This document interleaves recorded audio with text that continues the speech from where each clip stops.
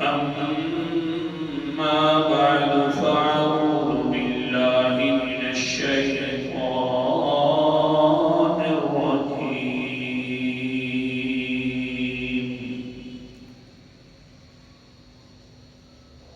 بسم الله الرحمن الرحيم.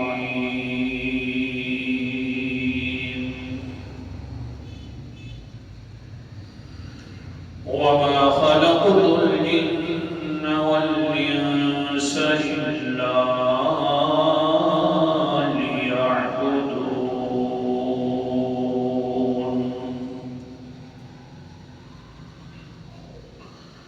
قال النبي صلى الله عليه وسلم: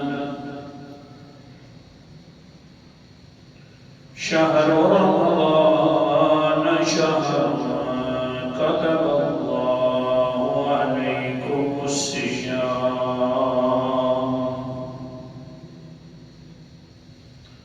وسننت لكم القيام،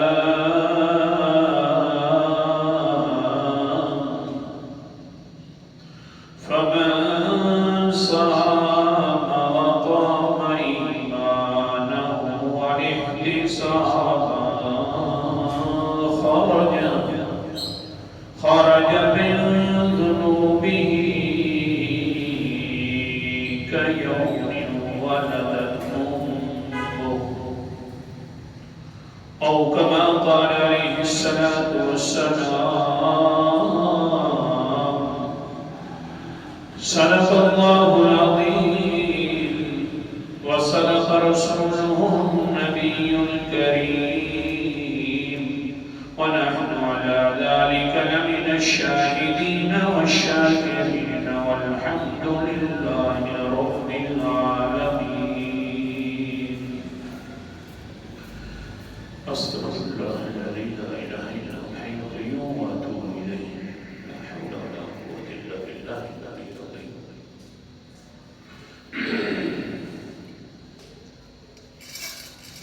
سامعین اوقات، میں نے آپ کے سامنے قرآن مقدس کی آیت مبارکہ اور حدیث مقدس میں نے آپ کے سامنے پڑھی ہے. دعا فرماؤ کہ اللہ تعالیٰ مجھے صحیح بیان کر سکنے کی توفیق عطا فرمائے، پھر جانبین کو اس پر عمل کرنے کی بھی توفیق عطا فرمائے. جس طرح کہ یہ مہینہ شعبان کا استقبال رمضان کے حوالے سے چل رہا ہے، استقبال رمضان کے حوالے کے اعتبار سے اگر موضوع دیکھا جائے یا سبق تو کچھ چیزیں ضروری ہیں رمضان کے اندر جو ہم بہت زیادہ غفلت کرتے ہیں. حالانکہ زندگی کے اندر اللہ تعالیٰ یہ پرانوار مہینہ لے کر آتا ہے تو ایک خاص مقصد ہوتا ہے، اور اس خاص مقصد کو ہم بہت زیادہ بھول جاتے ہیں، کوتاہی کرنا شروع کر دیتے ہیں. آپ اندازہ فرمائیں، رمضان کا معنی ہوتا ہے ایسی اونٹنی کا بچہ جس کے پاؤں چل گئے، اس کو کہتے ہیں رمضان. اور پھر والد جو ہے اس کی ہر وقت دیکھ بھال کرتا رہے، صرف اسی کا خیال کرتا رہے تاکہ آئندہ کے لیے کوتاہی نہ ہو، تاکہ زیادہ بیمار نہ ہوئے، ہر وقت اسی کو دیکھتا رہے. تو اس بچے کا نام ہوتا ہے اونٹنی کے بچے کا رمضان. تو پورے کے پورے 11 مہینے جو گزرتے ہیں بڑی غفلتوں سے کے ساتھ گزرتے ہیں. جو ہمارا مقصد تھا اللہ تعالیٰ کی عبادت کرنا، وما خلقت الجن والانس الا لیعبدون، جو اللہ تعالیٰ نے ہماری پیدائش کو مقصد ذکر کیا قرآن مقدس میں، وہ یہ تھا کہ عبادت کرنا. لیکن مسئلہ یہ بن گیا کہ پھر ہماری ایسی ضروریات بن گئی کہ ہم اللہ کی عبادات میں سستی کرنا شروع کر دیتے ہیں. گویا کہ اس زمانے کے حوالے ساتھ میں ہمارے عبادات بالکل نکارہ کر دیتی ہیں، عبادت کی طرف بالکل میلان ختم ہو جاتا ہے۔ گویا کہ جل رہے ہوتے ہیں دنیا کی زندگی کے اندر، اپنے قوم بھی خراب ہو گیا، اپنا جسم بھی خراب ہو گیا، تو رمضان آ جاتا ہے تاکہ جو سستیاں ہوئی تھیں، کہلیاں ہوئی تھیں، وہ اس رمضان کی برکت سے ساری کی ساری جتنی سستیاں اللہ تعالیٰ معاف فرما دے۔ تو یہ انعام تھا، یہ مقصد تھا۔ لیکن اسی رمضان کے اندر پھر کوتاہیاں کرنا، یہ تو اور زیادہ انسان گویا کہ معکوسیت کے اندر جا رہا ہے۔ اللہ حفاظت فرمائے۔ پیغمبر علیہ السلام رمضان سے پہلے ایک مرتبہ پوچھنے لگے تاکہ لوگوں کا ذہن، صحابہ کا ذہن رمضان کی طرف پھرے۔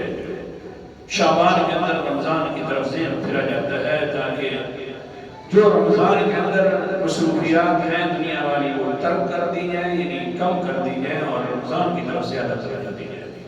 مقصد یہ ہوتا ہے۔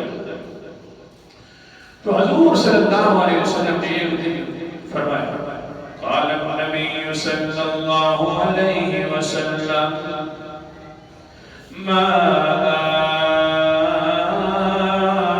تستقبلكم وتستقبلون۔ صحابہ سے سوال فرمایا اللہ کے رسول نے، صحابہ کرام کی یہ بتلاؤ کہ کون سی چیز آ رہی ہے جس میں وہ تمہارا استقبال کرے گی اور تم اس کا استقبال کرو گے۔ ماذا تستقبلكم وتستقبلون۔ صحابہ اکرام بیٹھے ہوئے سوال کر رہے ہیں۔ قال ثلاث مرات، اللہ کے پیغمبر نے یہ 3 مرتبہ فرمایا کون سی چیز آ رہی ہے جو تمہارا استقبال کرے گی اور تم اس کا استقبال کرو گے۔ اللہ اکبر کبیرہ۔ حضرت عمر بن خطاب رضی اللہ تعالیٰ عنہ کہنے لگے، قال عمر بن الخطاب هو وحی نزل۔ اللہ کے رسول جی وہ وحی کوئی آنے والی ہوگی قرآن مقدس جس کا ہمیں بڑا انتظار ہوتا ہے، ہم اس کا استقبال کرتے ہیں، وہ ہمارا استقبال کرتی ہے۔ اللہ تعالیٰ کی کتاب کوئی اترنے والی ہے، کوئی خاص حصہ اتر رہا ہے جو آپ پوچھ رہے ہیں اور آ رہی ہے وہ استقبال والی کتاب۔ اللہ کے پیغمبر نے فرمایا قال اے عمر، وہ قرآن مقدس اترنے والا نہیں ہے جس کے بارے میں تمہیں خیال ہو رہا ہے۔ واقعتاً صحابہ اکرام کا حال بھی یہی ہوا کرتا تھا۔ سورت کا نام سورت بنی اسرائیل ہے، 15واں پارہ ہے۔ اللہ تعالیٰ فرماتے ہیں قل آمنوا به او لا تؤمنوا ان الذین اوتوا العلم من قبله اذا یتلی علیہم یخرون للاذقان سجدا۔ آیت نمبر 107 ہے۔ او مشرکین مکہ، تم ایمان لے آؤ یا نہ لے کرو تمہاری اپنی مرضی ہے، باقی رہ گیا حال یہ ہے جن کو ہم نے علم والا مقام دیا ہے اس کا حال یہ اذا یتلی علیہم یخرون۔ جب بھی قرآن مقدس کی آیات اترتی ہیں تو وہ تھوڑیوں کے بل گر پڑتے ہیں، سجدے کی حالت میں استقبال کرتے ہیں، ڈر جاتے ہیں اللہ تعالیٰ کے احکامات سے۔ حضرت عمر فرما رہے ہیں وحی نزل، اللہ کے رسول جی جیسا ہم استقبال پہلے کرتے ہیں ڈر ڈر کر قرآن مقدس سنتے ہیں، وہی قرآن مقدس اترنے والا ہے۔ سبحان اللہ۔ آگے سے اللہ کے نبی نے فرمایا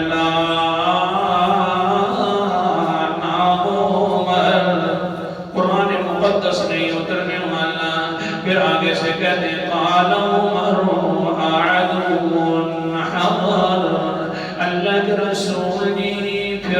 دشمن بہت بڑا آ رہا ہے اور وہ دشمن حملہ کرنے والا ہے، وہ پھر ہمارا استقبال کرتا ہے اور ہم اس کا استقبال کرتے ہیں، وہ ہمارے سامنے آتا ہے، ہم اس کے سامنے آتے ہیں۔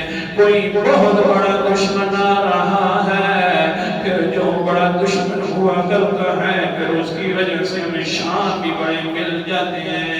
قرآن مقدس کا سورۃ کا نام سورۃ الصف ہے، 28واں پارہ۔ اللہ تعالیٰ فرماتے ہیں سبحان اللہ، اللہ فرماتے ہیں یا ایھا الذین آمنوا هل ادلکم علی تجارۃ تنجیکم من عذاب الیم تؤمنون باللہ ورسولہ وتجاہدون فی سبیل اللہ بأموالہم وأنفسہم ذالکم خیر لکم إن کنتم تعلمون۔ اے ایمان والو، کیا میں تمہیں بتلا دوں ایک بہت بڑی تجارت کے بارے میں؟ دنیا کے اندر تم کہتے ہو ہماری معاشی حالات ٹھیک ہو جائیں، بڑی بڑی تجارتوں کا سوچتے ہو، میں تمہیں بتلاتا ہوں، اللہ فرماتے ہیں بڑی تجارت ہے، بتلاؤں میں تمہیں۔ آگے سے اللہ اکبر کبیرہ فرمایا ہے تنجیکم من عذاب الیم۔ دنیا کے اندر جتنی بڑی تجارتیں آتی ہیں زیادہ انسان پھنستا جاتا ہے، مصروفیات کم نہیں ہوتی، زیادہ سے زیادہ ہو جاتی ہیں۔ اللہ فرماتے ہیں میں ایسی بڑی تجارت بتلا دوں جو بڑے بڑے دردناک عذاب سے تمہیں بچا دیں۔ دنیا والی تجارت اور زیادہ ثابت ہے، جتنا زیادہ مال بڑھتا گیا پھنستا گیا۔ بدلا دوں آہا اللہ کی بدلا دے کون سی تجارت؟ فرمایا تؤمنون باللہ ورسولہ وتجاہدون فی سبیل اللہ بأموالکم وانفسکم، کہ ایمان لے آؤ تم اللہ تعالیٰ کے اوپر اور اس کے رسول کے اوپر، اور اللہ کے راستے میں جہاد کرنا شروع کر دو، یہی بڑی تجارت ہے۔ ذالکم خیر لکم، یہ تمہارے لیے بہت بہتر تجارت ہے، ان کنتم تعلمون، اگر تم اس کی شان کو جان لو تو بڑی تجارت بتلا رہا ہوں۔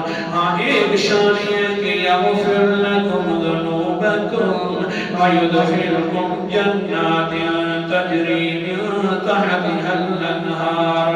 آیت نمبر 10 کی 12 کی تلاوت کر رہا ہوں۔ یہ بڑی تجارت جو ہے جہاد والی، یہ گناہ بھی معاف کروا دیتی ہے اور اللہ تعالیٰ بخشش کا ذریعہ بنا دیتے ہیں۔ حضرت عمر فرماتے ہیں اللہ کے رسول جی وہ جو پوچھ رہے ہو ماذا تستقبلکم وتستقبلون، ایک چیز ہے جو تمہارا بھی استقبال کرے گی اور تم اس کا استقبال، وہ جہاد ہے نا عدو نزل، کوئی دشمن نہ رہا ہوگا، وہ ہمارے سامنے آئے گا، ہم اس کے سامنے جائیں گے اور پھر کیا ہوگا، ہمیں بڑے بڑے تمغے مل جائیں گے شہادت والے، ہمارے گناہ بھی معاف ہو جائیں گے، تجارت بھی بڑی ہم اونچی کر لیں گے۔ اللہ کے رسول نے فرمایا فقال لا یا عمر، نہیں عمر، وہ بڑی اونچی آ رہی ہے ایک چیز جو تمہارا استقبال کریں گے، اس کا استقبال کرو گے۔ قال عمر بن الخطاب رضی اللہ تعالی عنہ فماذا قال یا رسول اللہ، اللہ کے رسول جی نہ وہ جہاد ہے نہ وہ قرآن مقدس ہے جو اتر رہا ہے، کون سی چیز ہے کہ جس کا ہم استقبال کرنے والے ہیں، وہ ہمارا استقبال کرنے والے؟ قال النبی صلی اللہ علیہ وسلم ان اللہ یغفر فی اول لیلۃ من شہر رمضان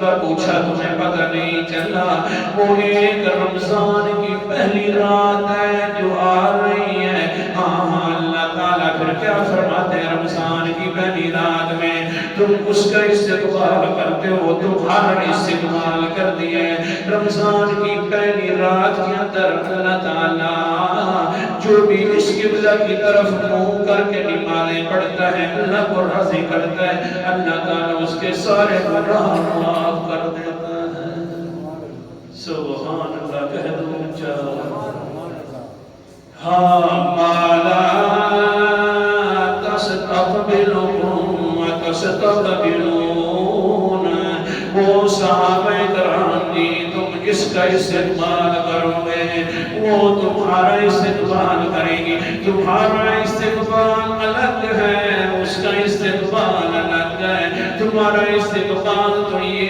ہے کہ تم اپنے آپ کے اوپر ٹھان لو کہ ہم اللہ کو راضی کریں گے قال النبی صلی اللہ علیہ وسلم شہر رمضان شہر كتب اللہ علیکم الصیام وسننت علیکم القیام جو تم نے استقبال کرنا ہے دو چیزوں سے استقبال کرنا ہے دن کے اندر رمضان کے روزے رکھنے ہیں وہ اللہ نے فرض کر دی ہے رات کو تم نے اللہ کے سامنے کھڑا ہونا ہے تراویح وسننت علیکم القیام وہ میں نے تمہارے لیے سنت بنا دیا ہے رات کو کھڑے کرنا بس تم نے اس کا استقبال کر لیا پھر سن لو آگے سے وہ استقبال کرے گی پہلی رات آ کر کہ ان اللہ یغفر فی أول ليلة من شهر رمضان لكل هذا القبلة پھر وہ رات آ کر تمہارا جو استقبال کرے گی وہ یہ ہوگا کہ اللہ فرماتے ہیں میں اپنے ان سارے بندوں کے گناہوں کو معاف کر دوں یہ ہے استقبال دین اللہ تعالیٰ ہمیں قدر کرنے کی توفیق اگلا جمعہ انشاءاللہ پھر رمضان کے اندر ہوگا زندگی ہوئی نہیں ہوئی یہ استقبال ہے تم رمضان کے اندر دن کو روزے رکھنا رات کو میری سنت زندہ کر دینا تو پھر کیا ہوگا تم نے اس کا استقبال کر لیا ہے ہاں ہاں کیا کریں آج کل کیسے سمجھائیں نا لوگ کہتے کہ میں سمجھا تو یہ رہا تھا کہ ابھی سے نیت اور تیاری کریں رمضان کی اور اچھے سے اچھے طریقے سے استقبال کریں لیکن سننا رات کو کھڑے ہونا یہ سنت ہے اللہ کے پیغمبر نے فرمایا میری سنت کو بھی زندہ کرے گا انسان سنت ہے رات کو کھڑے ہو کر اللہ اکبر کبیرہ سننا قرآن مقدس کو تراویح پڑھنا لیکن آرام سے پڑھنا فرض ہے پیچھے سے جو کہا جاتا ہے مولوی صاحب خدا دنایا سب گھنٹہ توبہ یا رب یہ گناہ کبیر ہے ہاں ہاں تراویح پڑھنا قرآن پاک سنانا جو تراویح کے اندر ہوا کرتا ہے وَسَنَنْتُ لَكُمُ الْقِيَامَ وہ میری تمہارے اوپر سنت ہے سنت کو جس طرح پیغمبر پیارے ہیں تو ان کی سنت کو بھی پیارے طریقے سے ادا کرنا چاہیے کہہ دو سنت پیغمبر کی ہے تو ادا بھی بڑی پیاری طریقے سے اور اللہ اکبر کبیرہ قرآن مقدس کے اندر سمجھا رہا ہوں سورت کا نام سورت المزمل ہے 29واں پارہ ہے اللہ فرماتے یا ایھا المزمل قم اللیل الا قلیلا نصفہ وانقص منہ قلیلا او زد علیہ ورتل القرآن ترتیلا اے میرا مزمل پیغمبر دھیان کیا کر قم اللیل الا قلیلا پوری رات جاگ جاگ کر میرے سامنے اللہ ایسی تسلیم پوری رات جاگ جاگ کر میرے سامنے قرآن مقدس پڑھ رہتا ہے، تیرے پاؤں مبارک کے اوپر بھی برم آنا شروع ہو جاتے ہیں۔ نہ کیا کرے سبو اللیل الا قلیلا، کھڑا ہوا کر تھوڑی رات، کھڑا ہوا کر پھر اپنا رام بھی کیا کر، نصفہ او انقص منہ قلیلا۔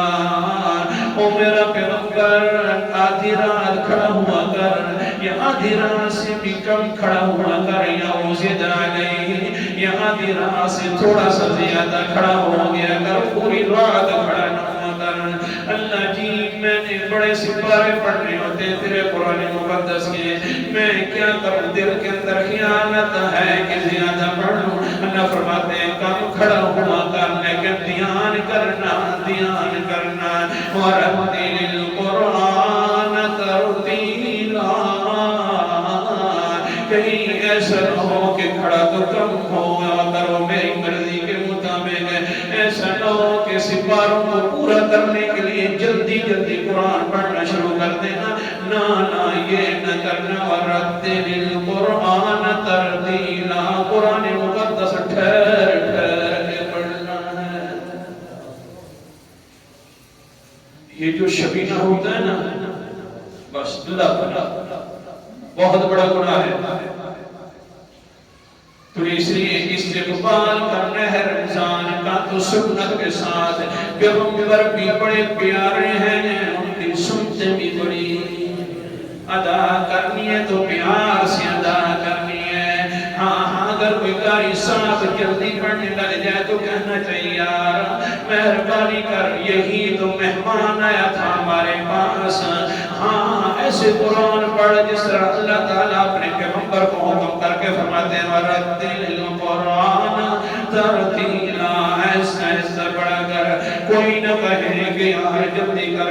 ہاں وقف کرنا بھی لازم ہوا کرتا ہے، کوئی جگہ پر رکنا ضروری ہے، کسی جگہ پر مد کرنا ضروری ہے۔ ہاں اگر اس جگہ پر رکا نہ گیا تو معنی غلط ہو جائے گا، اگر اس جگہ پر مد نہ کی جائے تو معنی غلط ہو گیا، نماز بھی ٹوٹ گئی اور گناہ کبیرہ بھی مل گیا۔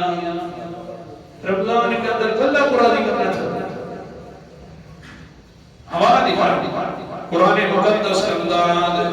اللہ اکبر کبیرہ، سورت کا نام سورت النساء 5واں پارہ ہے۔